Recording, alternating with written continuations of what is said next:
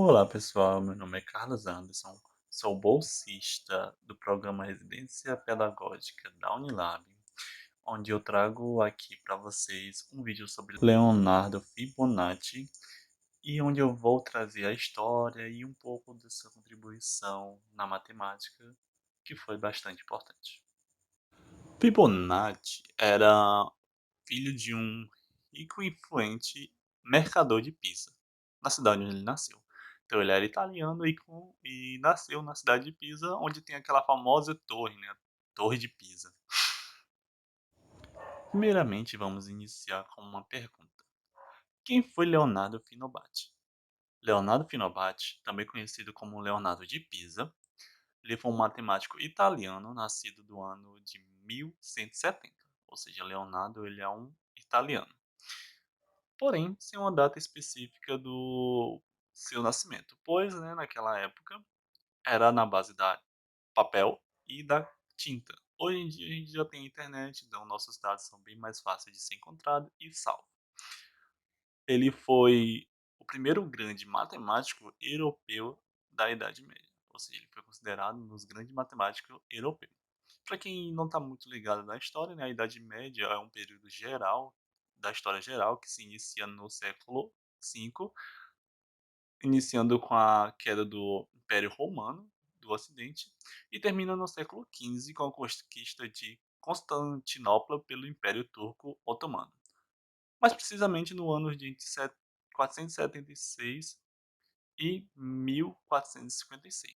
Mas antes, né, de fato, a gente falar sobre o Fibonacci, sobre suas grandes conquistas, seria bom a gente falar sobre os números indo-arábico. Por que eu vou falar sobre isso? Porque Leonardo, ele teve bastante participação, né, na divulgação desses números e eu gostaria que vocês conhecessem, pois é um tanto quanto interessante aprender sobre esses números.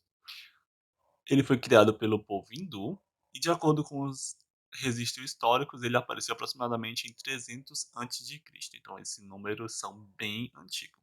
Na primeira linha, você consegue ver como eles eram escritos e, ao passar do tempo, eles foram sendo transformados nesses números que a gente conhece. Então, no período de Fibonacci, esses números eles foram ganhando cada vez mais famas dos algarismos de 1 a 9, né?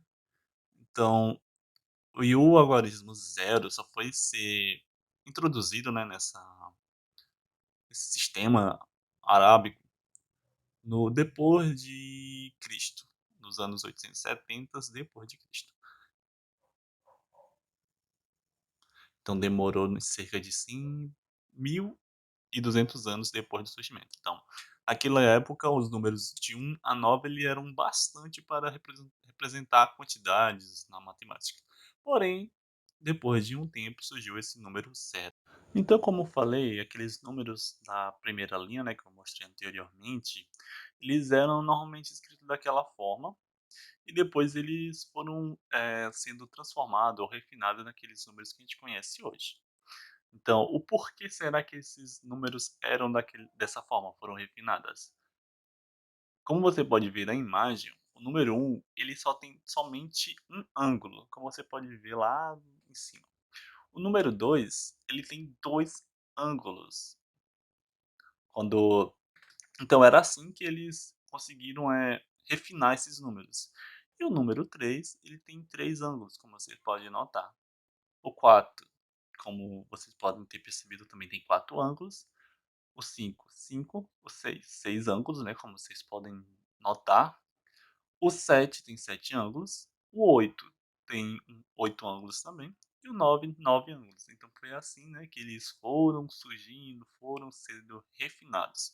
E o número zero ele tem 0 ângulos. Então, e como eu disse também, né, o número zero só foi ser, escrito ou inventado depois de bastante tempo, onde esses números de 1 a 9 eles foram, sendo refinados e escritos. Então, continuando, né, que a gente já falou um pouco sobre esses números e é importante a gente saber um pouco sobre a história desses números, porque a gente usa bastante eles. Então, as noções de números antigamente eram bastante diferentes. Cada país ou cada continente tinha sua forma de representar os números. Pra vocês terem noção, um dos meus professores, né, de história, eles falavam que para contar, eles eram usado pedras. Ou seja, vamos dizer que você tem 10 ovelhas. Quando dessas 10 ovelhas, você pegava uma pedra para representar cada uma delas. Então, ao passar do tempo, né, eles foram vendo que não era viável, eh, uma pedra por, ovelha. Então eles foram refinando, foram transcrevendo isso. Então foi assim que surgiram os números, sabe. Porque hoje o número 6 representam quantidades, então imagina você ter 100 ovelhas e carregar 100 pedras para cada lado. Imagina quando você perdia as contas, então para você recontar tudo de novo não era legal. Então assim foi surgindo os números ao decorrer, até serem refinados na forma dos arábicos. Então, eu agora vou falar. Continuando a falar sobre o Fibonacci, a gente vai falar um pouco sobre as obras dele. Então, numa das viagens a trabalho de seu pai, Fibonacci conheceu os números hindu-arábicos e aritmética quando ainda era uma criança. Então, ele foi apresentado a matemática e esses números quando era bem jovem. Então, tal descoberta, né, quando ele aprendeu sobre esses números, ele começou a ficar maravilhado com isso e ele documentou, ou seja, ele escreveu em sua primeira obra, o livro, como vocês podem ver aí ao lado, Liber Abaci, de 1202. E nesse livro tinha a seguinte frase: os números indianos, perdão, são o 9876543 e 1. Então, com esses números, com esses algoritmos e com o símbolo zero, qualquer número pode ser escrito. Então, pensando em uma quantidade bem grande,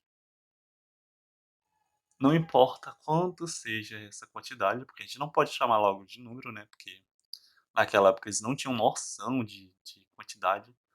Então, imagina uma quantidade imensa e esse número ele podem ser representados pelos números indianos. Então, com esses novos algoritmos e o número zero, qualquer número naquela época, qualquer quantidade poderia ser escrita. E tal obra, ela foi responsável por apresentar à Europa o sistema numérico indiano. Então, Fibonacci ele foi importante para o sistema que hoje a gente conhece, porque sem ele, se não ele não tivesse tido a curiosidade, tido interesse em aprender sobre esses números, nós estaríamos um pouco diferente a representação de números. Poderia ser melhor, mas como também poderia ser bem pior a representação de números.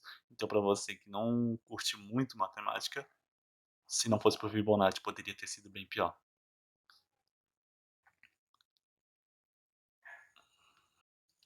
Então, continuando, né, esse surgimento desses números arábicos tem muita importância no desenvolvimento do mundo, sendo um dos mais relevantes progressos da história da matemática. Então, sem esses números, a gente poderia estar um pouquinho pior no avanço da matemática, como também, se não fosse por eles, a gente poderia estar bem melhor. E então é uma muito. Então, continuando, o surgimento dos números arábicos tem muita importância no desenvolvimento do mundo, sendo um dos mais relevantes progressos da história da matemática. Então, graças a Fibonacci, nós temos esses números hoje, porque se ele não tivesse divulgado por meio do livro dele, a gente estaria um pouco perdido ainda na matemática, ou a gente poderia ter inventado outro tipo de sistema numérico. Mas graças a eles, a gente tem a facilidade de representação de números grandes em pequenas números, em vez de, como eu falei anteriormente, em representação de coisas materiais. E esse sistema ele começou a ser, desenvolvido, né, por eles, depois foi espalhado pelo mundo islâmico e posteriormente por todo o resto do mundo. Então, todo o mundo percebeu o quê? Que essas representação de quantidade, ou seja, os números que a gente conhece hoje, eram bem mais fáceis de ser usados do que os outros sistemas, numéricos. E então, sobre a influência de seu pai, Fibonacci ele viveu grande parte de sua vida com contato com o comércio, então ele era comerciante, o que possibilitou a ele muitas viagens e contatos com diversos estudiosos muçulmanos do Mediterrâneo. Então, ao, trabalhar, né, com seu pai, ele teve a oportunidade de viajar e de conhecer várias pessoas estudiosas, várias pessoas que sabiam bastante matemática, e sua carreira, ela como matemática, ela entra em ascensão ao retornar para a Itália em 1200.